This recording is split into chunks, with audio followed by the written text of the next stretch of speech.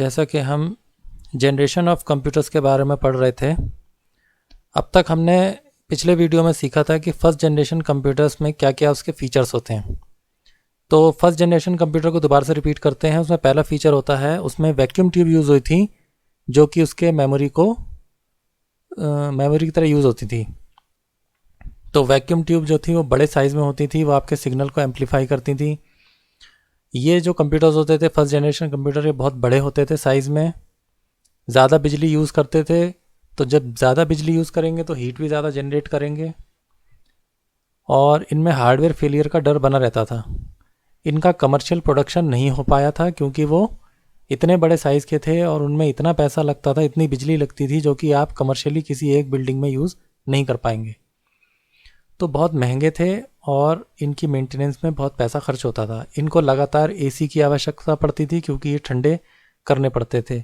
उस समय के फर्स्ट जनरेशन कंप्यूटर्स में नाम आते हैं एनिएक, एडवैक और यूनिवैक। अगर आपको एनिएक, एडवैक, यूनिवैक के बारे में पता करना है तो इससे पिछले वीडियो को आप देख लीजिएगा। अब हम चलते हैं सेकंड जनरेशन कंप्यूटर्स में। तो सेकंड जनरेशन कंप्यूटर आते आते एक नई चीज़ का विकास हो गया था, वो थी ट्रांजिस्टर। तो ये जो ट्रांजिस्टर है, जिसको मैं आपको यहाँ हाईलाइट कर रहा हूँ, ये ट्रांजिस्टर जो था ये बहुत छोटा होता है और सॉलिड स्टेट सेमीकंडक्टर डिवाइस है ये। इसने क्या करा, इसने हमारे जो वैक्यूम ट्यूब थे उन वैक्यूम ट्यूब को बदल के छोटा कर दिया और ये ज़्यादा रिलायबल हो गए। यहाँ देखिए इसमें लिखा है these required less electricity and generated less heat. कम गर्मी पैदा करते थे, कम बिजली यूज़ करते थे और इससे क्या हुआ, कंप्यूटर का साइज़ छोटा भी हो गया और रिलायबल भी हो गए। अब जो है हम चलते हैं, इसमें जो था फेराइट रिंग्स यूज़ होते थे। फेराइट रिंग्स यूज़ होते थे जो हमारे मेमोरी का काम करते थे, यानी 0 और 1 को स्टोर करते थे। तो ये magnetic cores as used as primary memory. तो इसमें आपको ध्यान रखना पड़ेगा कि आपको फेराइट रिंग्स जो हैं इस शब्द को यूज़ करना है, ट्रांजिस्टर को यूज़ करना है, क्योंकि जब सेकंड जनरेशन आई तो ट्रांजिस्टर आए और फेराइट रिंग्स यूज़ हुए 0 और 1 को रिप्रेजेंट करने के लिए। उसके बाद मैग्नेटिक डिस्क का आविष्कार हुआ जो स्टोरेज करने के काम आए। स्टोरेज करने के लिए मैग्नेटिक डिस्क यूज़ हुई जो आज भी यूज़ होती है हार्ड डिस्क के रूप में। तो इसमें क्या क्या हुआ, ट्रांजिस्टर आए, मैग्नेटिक कोर मेमोरी आई और मैग्नेटिक डिस्क आई। और इसी समय लैंग्वेजेस कौन सी आ गई, फोर्ट्रैन, कोबोल, एल्गोल, ये 3 लैंग्वेजेस का आविष्कार हुआ। तो इस सेकंड जनरेशन ऑफ कंप्यूटर्स में क्या क्या खासियत हैं। पहली खास बात, ट्रांजिस्टर यूज़ हुए।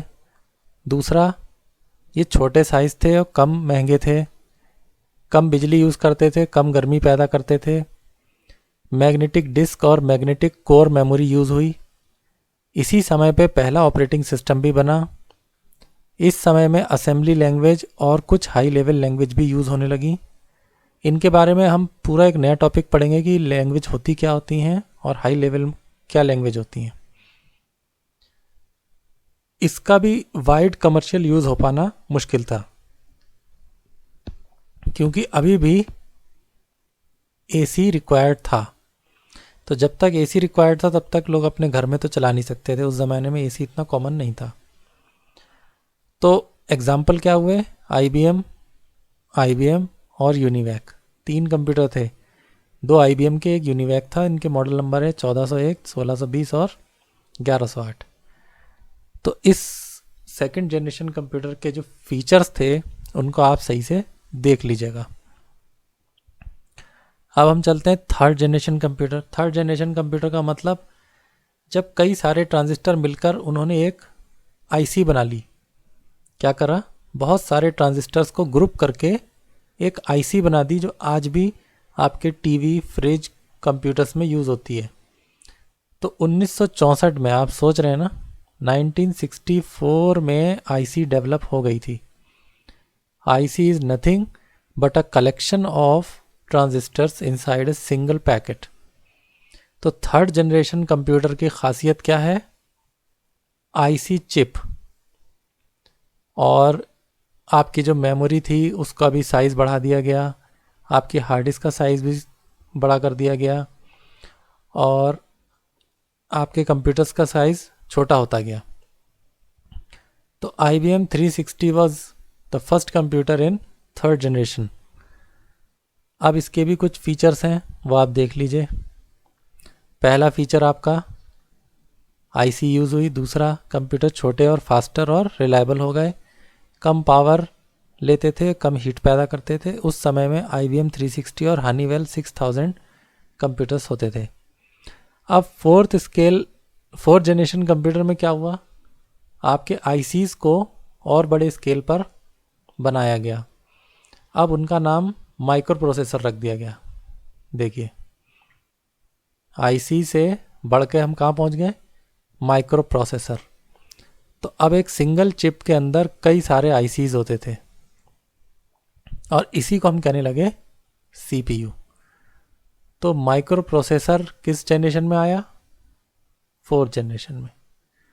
तो फोर्थ जनरेशन का साइज़ ऑब्वियसली छोटा होता गया, प्रोग्रामिंग लैंग्वेजेस हाई लेवल होती गई, सॉफ्टवेयर्स बढ़ते गए, और मेमोरी बढ़ती गई। इनका कमर्शियल यूज़ हो पाया। तो इस चौथे जनरेशन कंप्यूटर्स के बारे में क्या ख़ास बात है? आईसी यूज़ हुई वेरी लार्ज स्केल पर और लार्ज स्केल पर। VLSI का मतलब वेरी लार्ज स्केल इंटीग्रेशन, और LSI का मतलब लार्ज स्केल इंटीग्रेशन। क्या है? Large scale integration. फिर माइक्रो प्रोसेसर बन गए थे, कंप्यूटर छोटे हो गए, पोर्टेबल हो गए, उसमें नेटवर्किंग भी हो गई, यानी वो कंप्यूटर एक दूसरे से कनेक्ट भी हो पाते थे। और इसमें सेकेंडरी मेमोरी जो थी वो हाई स्टोरेज कैपेसिटी और फास्ट चलने वाली हो गई, रिलायबल और स्मॉल हो गए साइज़ में। पावर जो थी इतनी कम लेने लग गए जितना आजकल के एक नॉर्मल टीवी लेते हैं, और इनकी प्रोडक्शन कॉस्ट यानी बनाने की कीमत भी कम हो गई। तो इस हिसाब से चौथी जनरेशन जो थी वो लगभग आज की जनरेशन जैसी थी। अब फिफ्थ जनरेशन तो जो है वो अभी हम उसमें जी रहे हैं। फिफ्थ जनरेशन कंप्यूटर तो डेवलप हो रही है। इसमें क्या चल रहा है? Parallel processing, super conductivity, AI, artificial intelligence, इसकी आजकल बहुत चर्चा है। AI के लिए कौन सी लैंग्वेज सबसे ज़्यादा यूज़ होती है? पाइथन लैंग्वेज, जो आगे चल के हमारे सिलेबस में आएगी। ठीक हो गया? तो फिफ्थ जनरेशन जो है उतनी इम्पोर्टेंट अभी नहीं है, क्योंकि हमको कंप्यूटर का एवोल्यूशन देखना था, विकास देखना था। तो विकास देखने के लिए फर्स्ट, सेकंड, थर्ड और फोर्थ जनरेशन देखनी थी, क्योंकि आज की जनरेशन को तो आप खुद ही देख रहे हैं और समझ रहे हैं। अब क्या होता है कि कंप्यूटर में कुछ टर्म्स होते हैं कि डेटा क्या होता है। डेटा वो सब है जो आप दिन भर यूज़ करते हो, ABCD 1 2 3, picture, body, audio, sound, picture, video, audio और टेक्स्ट और नंबर्स, ये सब क्या होते हैं? डेटा होते हैं। जैसे कुछ एग्जांपल इसमें दिखा रखे हैं, 134, राजू, सी, ये सब क्या है? डाटा है। मगर जब इस डाटा को कंप्यूटर में डाला जाता है तो उससे कुछ मीनिंग निकलता है, तो उसको हम कहते हैं इन्फॉर्मेशन। जैसे राजू इज़ 9 ईयर ओल्ड, तो राजू भी डाटा है, 9 ईयर भी डाटा है, ओल्ड भी डाटा है, मगर इसको कंबाइंड कर दिया तो क्या बन गया? तो ये एक इन्फॉर्मेशन बन गई। तो data is nothing but text, picture, sound, video, numbers, these are text, but when they all combine together and they become meaningful, they are called information. अब कंप्यूटर के फंक्शनल पार्ट्स क्या होते हैं? बहुत easy, input devices, output devices, memory part and processing part. This is CPU, this is keyboard mouse, and this is monitor and printer, and this is memory. Correct? तो functional parts of computer are input, output, CPU and memory. तो अब input क्या है? जिससे computer में data भेजा जाता है वो सब इनपुट डिवाइसेस हैं. आउटपुट वो हैं जिससे कंप्यूटर का डाटा आपके सामने आता है, वो आउटपुट डिवाइस हैं. सीपीयू क्या होता है? सीपीयू एक छोटी सी चिप होती है, इतनी बड़ी चिप होती है. इसके अंदर क्या होता है? इसके अंदर वायरिंग्स होती है, ट्रांजिस्टर्स होते हैं, और ये चिप जो है आपके कंप्यूटर के मदरबोर्ड में फिट रहती है. इसको कहते हैं सीपीयू. अब सीपीयू के अंदर दो हिस्से होते हैं. एएलयू पहला हिस्सा होता है, एएलयू जो अर्थमेटिक कैलकुलेशन करता है. सीयू जो है सिग्नल को ट्रांसफ़र करता है आगे पीछे. और मेमोरी रजिस्टर क्या है? जब तक कोई कंप्यूटेशन चल रही होती है तो उसका डाटा को सेव करने के लिए मेमोरी रजिस्टर होते हैं. यानी सीपीयू के अंदर क्या क्या होता है? CPU is equal to ALU MU plus CU, arithmetic logic unit, memory unit और कंट्रोल यूनिट. इन तीन चीज़ों से मिलकर एक CPU तैयार होता है. अब हम चलते हैं. मेमोरी हमारी दो टाइप की होती है. एक ऐसी मेमोरी जिसको हम कहते हैं प्राइमरी मेमोरी यानी मेन मेमोरी, और एक ऐसी मेमोरी होती है, इस प्राइमरी मेमोरी को तो हम कहते हैं RAM रैम, और एक होती है हमारी ROM रोम, ये भी प्राइमरी मेमोरी है. ठीक है. तो रैम का डाटा तो उड़ जाता है मगर रोम का डाटा कभी नहीं उड़ता, चाहे कंप्यूटर ऑन रहे या ऑफ रहे. और दूसरी टाइप की मेमोरी होती है सेकेंडरी मेमोरी, यानी hard disk, pen drive, CD, ये सब क्या है? Secondary memory. तो ये सब चीज़ें जुड़ने के बाद एक कंप्यूटर तैयार होता है. अब बूटिंग क्या है? कंप्यूटर को पहली बार जब हम स्टार्ट करते हैं तो कंप्यूटर कुछ चेक करता है, जैसे कीबोर्ड चेक करता है, मेमोरी चेक करता है, प्रोसेसर चेक करता है, हार्ड डिस्क चेक करता है, और बाकी जो कनेक्टेड डिवाइसेस हैं उनको चेक करता है, जैसे मॉनिटर वगैरह. जब वो सब कुछ ओके हो जाता है तभी कंप्यूटर आगे बढ़ता है और आपका ऑपरेटिंग सिस्टम यानी विंडोज़ स्टार्ट होता है. तो इसको कहते हैं booting. When the computer is switched on, a copy of boot program is brought from ROM into the main memory. This process is called booting. तो बूटिंग जो है उसमें सबसे पहला टास्क होता है BIOS, basic input output system. ये check करता है कि आपके कंप्यूटर में सारी डिवाइसेस ओके हैं नहीं हैं, जिसको कहते हैं POST, power on self test. तो आपको दो बातें ध्यान रखनी है. इसकी फुल फॉर्म BIOS का मतलब basic input output system, post का मतलब पावर ऑन सेल्फ टेस्ट. तो दोनों चीज़ें मिलने के बाद क्या होती है? बूटिंग. तो बूटिंग जो है दो टाइप की होती है, कोल्ड बूटिंग और वार्म बूटिंग. जब पहली बार कंप्यूटर स्टार्ट होता है बिल्कुल बंद स्थिति से तो उसे कहते हैं कोल्ड बूटिंग. मगर कंप्यूटर चल रहा था, चलने के बाद रीस्टार्ट कर दिया, उसको कहते हैं वार्म बूटिंग.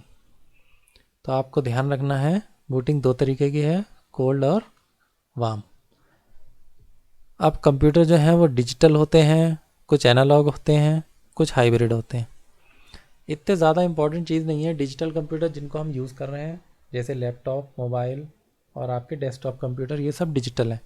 एनालॉग क्या होगा? जैसे डॉक्टर्स यूज़ करते हैं कुछ मशीन्स जिससे हार्ट बीट चेक होती है, जिससे ग्राफ बनता है, तो पल्स रेट चेक होती है. इस तरीके की डिवाइसेस जो हैं वो एनालॉग कहलाती हैं. जैसे एमीटर हो गया, वोल्ट मीटर हो गया, ये सब क्या है? एनालॉग. इन्हीं दोनों को मिला दो, हाइब्रिड कर दो, तो आपके डिजिटल प्लस एनालॉग मिलके हाइब्रिड कंप्यूटर्स हो गए. तो इस तरीके से कंप्यूटर्स का क्लासिफिकेशन है. कुछ कंप्यूटर सबसे बड़े होते हैं उन्हें हम सुपर कंप्यूटर कहते हैं, और हम जो कंप्यूटर यूज़ करते हैं उन्हें हम माइक्रो कंप्यूटर कहते हैं. जो हम कंप्यूटर यूज़ करते हैं उन्हें हम क्या कहते हैं? Micro computer. जो सबसे पहले जनरेशन के कंप्यूटर थे वो बहुत बड़े थे, तो उनको हम कहते थे मेन फ्रेम. उसके बाद मिनी कंप्यूटर आए, उसके बाद माइक्रो कंप्यूटर आए, और सुपर कंप्यूटर तो हमने कभी देखा भी नहीं होगा। बहुत बड़े बड़े यूनिवर्सिटीज़, वेदर फोरकास्टिंग स्टेशन और गवर्नमेंट के पास होते हैं, या बहुत बड़ी ऑर्गेनाइजेशन के पास होते हैं। तो इस तरीके से हमारा लेसन 1 कंप्लीट होता है। इसको आप स्टडी करिएगा और समझिएगा।